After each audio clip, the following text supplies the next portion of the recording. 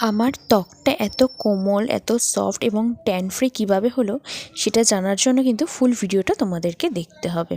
চলো।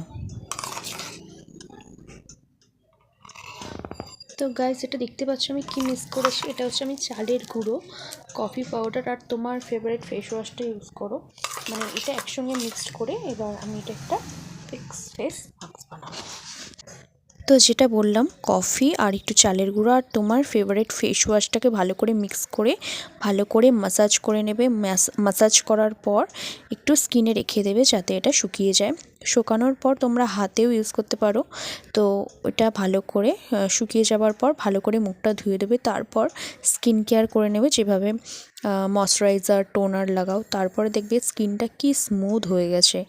বিশ্বাস করো, এটা সপ্তাহে যদি 2বার ট্রাই করো না, কারণ আমাদের স্ক্রাবের মতন কাজ করা হচ্ছে কফি এবং হচ্ছে চালের গুঁড়ো। যদি ভালো লাগে ভিডিওটা সাবস্ক্রাইব করে পাশে থাকো। And love you all.